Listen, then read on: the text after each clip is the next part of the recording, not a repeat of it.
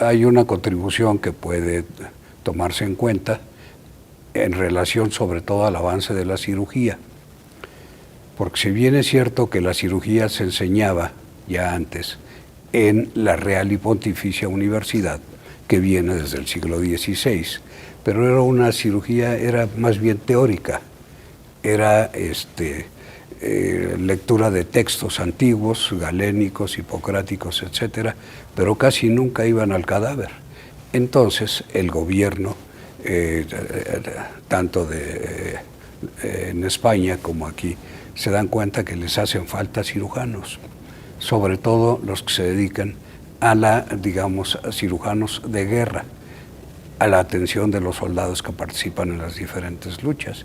Y de hecho cuando tiene su mayor incremento, este Real Colegio es justamente en la etapa de la lucha de la independencia.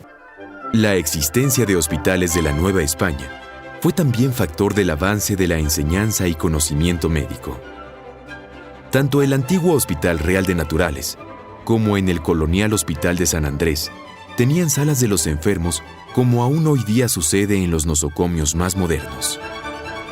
Estas salas servían de aulas para que los estudiantes aprendieran las nuevas orientaciones clínicas al lado del enfermo. En el siglo XIX, las boticas de los hospitales estaban llenas de preparaciones medicinales formuladas con sustancias e ingredientes de muy diversa índole.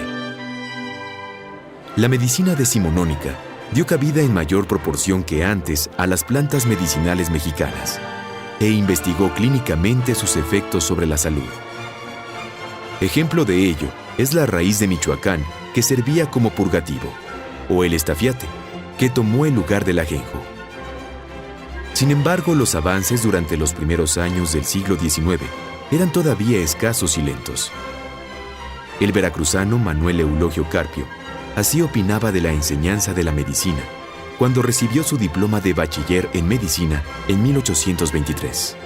No había entre nosotros ramo de enseñanza más descuidado. Ora fuese por la poca estima que de tan útil ciencia se hacía, ora porque su ejercicio se tuviera en menos. Solo en las universidades de México y Guadalajara había cátedra de aquella facultad. En ellas se aprendía poco. Y de ese poco, quizá una parte eran errores que valiera más ignorar que saber. En 1823, el doctor Carpio, atento a las innovaciones del nuevo siglo, tradujo al español del francés el artículo sobre el pectoriloquio, que fue el nombre originalmente dado al invento de la ENEC, o llamado estetoscopio, que sirvió para que los médicos mexicanos comenzaran a familiarizarse con el nuevo método de la auscultación. Esta innovación fue todo un éxito. Después de 2 décadas, Miguel Francisco Jiménez destacó como el más grande clínico mexicano. La desaparición del añejo Real Tribunal del Protomedicato durante los primeros años del México independiente ayudó a la transformación de las instituciones encargadas de la vigilancia y ejercicio de la medicina. Se creó una facultad médica del Distrito Federal y territorios, responsable de la vigilancia del correcto ejercicio de la medicina. El evento final de todo el proceso de transformaciones aconteció en 1833, cuando el gobierno del doctor Valentín Gómez Farías se impuso la tarea de destruir todo cuanto era inútil o perjudicial a la educación. Bueno, su papel fue fundamental, don Valentín Gómez Farías, que también era médico y además llega por los azares de la política a vicepresidente de la República por 1833. Y entonces, en una ausencia del dictador Santana, él hace de las suyas como presidente y organiza la nueva enseñanza en México alrededor de los llamados establecimientos, entre los cuales está el establecimiento de ciencias médicas que se inaugura en octubre de 1833. Su papel es fundamental porque de ahí por adelante, ahí entra la medicina moderna en México realmente. Lo que decía yo en relación a la Real Escuela de Cirugía es como sus inicios, ¿no? Pero aquí ya se establece la nueva manera de entender la medicina moderna en México, la medicina científica, parte de 1833 y su hacedor fundamental es don Valentín Gómez Farías. Campanas tocando a duelo. El 19 de octubre de 1833, mientras los habitantes de la Ciudad de México escuchaban el sonido de las campanas de las iglesias que tocaban a duelo por las miles de muertes ocasionadas por la reciente epidemia de cólera, en Palacio Nacional, el presidente de la República, el doctor Valentín Gómez Farías, firmaba el decreto que declaraba suprimida la antigua Real y Pontificia Universidad de México y establecía para sustituirla la fundación de 6 establecimientos de educación. El establecimiento de ciencias médicas. El gobierno procedió de inmediato a construir un nuevo sistema educativo. Para ello creó la Dirección General de Instrucción Pública, como organismo encargado de la parte directiva y de gestión administrativa de la educación y la enseñanza públicas.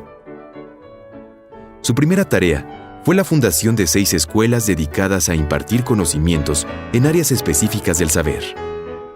Estudios preparatorios, estudios ideológicos y humanidades, ciencias físicas y matemáticas, ciencias médicas, jurisprudencia, ciencias eclesiásticas.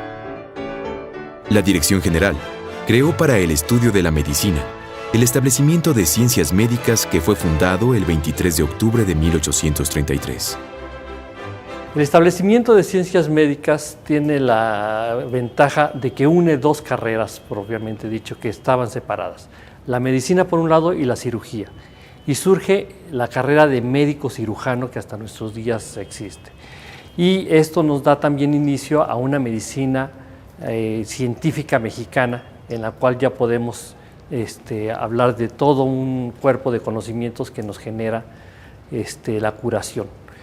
Esto también en el establecimiento de ciencias médicas se incorpora el conocimiento y los avances de la Francia de ese momento, de finales del siglo XVIII, principios del XIX, en el que hay un cambio de concepto de enfermedad, en donde ya la enfermedad está alojada en un lugar, el concepto anatomopatológico de enfermedad, y es una medicina ya más científica, que se puede experimentar, que se puede analizar y que tiene ciertos conocimientos más evidentes, más científicos, de acuerdo con los conceptos modernos. Y ya no es un desequilibrio moral como se venía manejando desde 15 siglos antes.